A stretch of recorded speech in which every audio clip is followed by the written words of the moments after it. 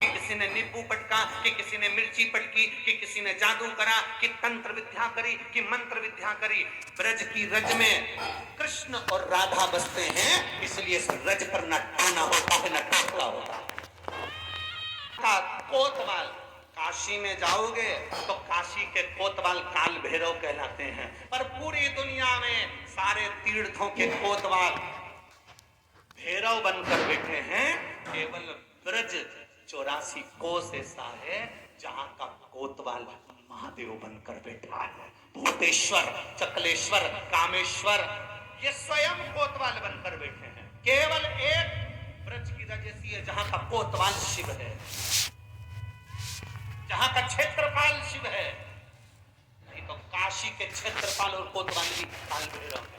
उज्जैनी के क्षेत्रपाल स्वयं भैरव हैं। सारी दुनिया के जितने तीर्थ हैं, हरिद्वार, प्रयागराज, सबके कोतवाल भैरव कहलाते हैं।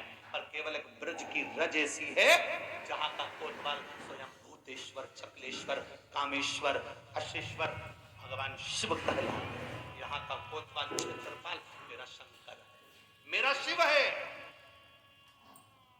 दुनिया में लोग मरते हैं उसका हिसाब भैरव को देना पड़ता है, और ब्रज में जो मरता है उसका हिसाब शंकर को देना पड़ता है, शिव को देना पड़ता है। काल मृत्यु वो मरे जो काम करे चंडाल का, काल उसका क्या बिगाड़े जो भक्त हो मां। काल का ब्रज में देना पड़ता है। मथुरा में विराजमान भूतेश्वर उसका हिसाब देते हैं।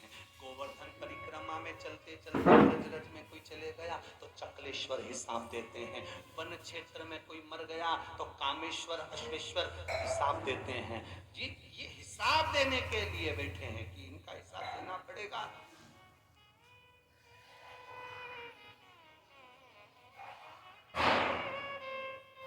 कोई ब्रज की रज में रहने वाला कोई कह दे कि मुझे शंकर जी से कोई मतलब नहीं, मुझे शंकर जी पे कोई आस्था नहीं, मुझे शंकर जी पे कोई विश्वास नहीं, जो शंकर की निंदा इस ब्रज की रज में रहने वाला व्यक्ति कर देता है उसको कभी मेरा मुरली मनोहर, मेरा कृष्ण, मेरा काके बिहारी मिल ही नहीं सकता, कभी नहीं मिल सकता। जिंदगी भर जपता रहते, जिंदगी भर कितनी माला जप ले तो मेरा कृष्ण और राधा नहीं मिल सकते अगर उसने शंकर का गुणगान नहीं किया, शिव का स्मरण नहीं किया।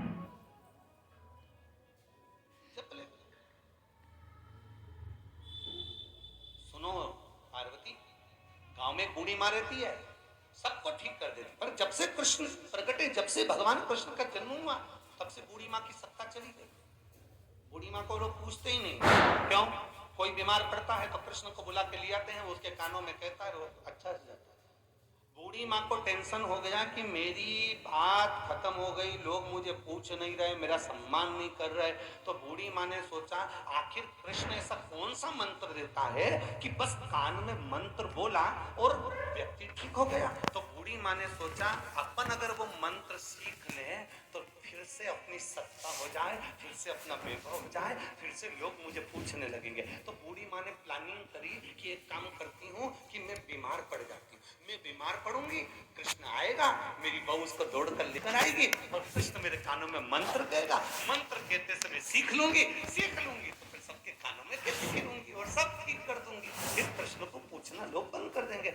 आज बूढ़ी माँ चलते चलते डंडा पकड़कर चल रही थी, चक्कर खा के नीचे गिर गई। नीचे गिरी, इतने में बहू दौड़ कर गई और कृष्ण के पास जाकर कहा, अरे कानोड़ा, अरे कन्हैया, कन्हैया, ओ कन्हैया। कन्हैया बोले, क्या बात है काकी, क्या हो गया?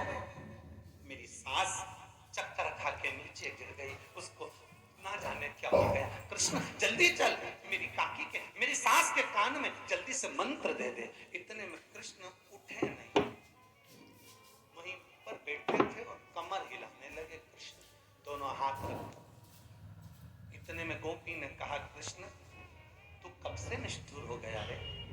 तू तो दया करता है, करुणा करता है, दया सागर है, करुणा सागर है कृष्ण। तू सबकी बीमारी ठीक करता है, मेरी सास बूढ़ी, उसकी बीमारी क्यों नहीं ठीक करता? चल उठ के जल्दी से मेरे साथ।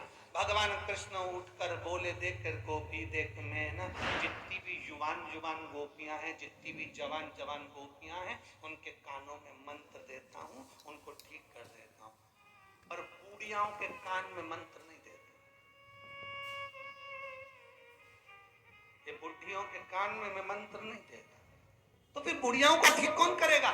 भगवान कृष्ण कहने लगे चिंता मत कर, मेरी मैया यशोदा ने मेरे हाथ में डंडा दिया है गाय चराने का, बस 21 बार डंडे को जम के मारता हूं और बुढ़िया ठीक हो जाती है।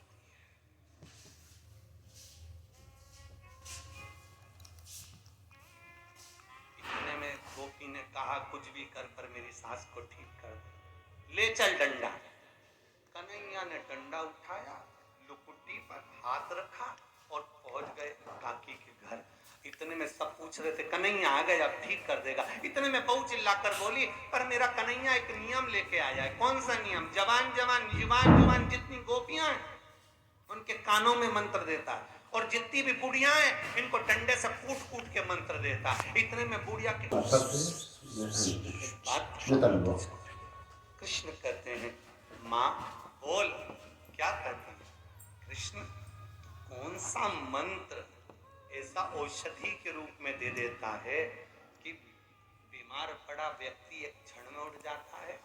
तब कन्हैया ने कृपा की, काकी के कान में मंत्र दे दिया, राधा। कौन सा मंत्र दिया?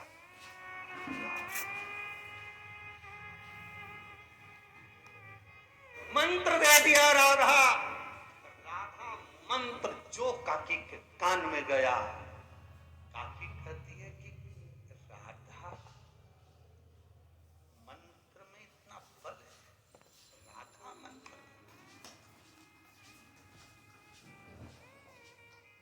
इतना बल। ड्यूटरन की चपला पहने घूमी जा बड़ा। शिव कह रहे हैं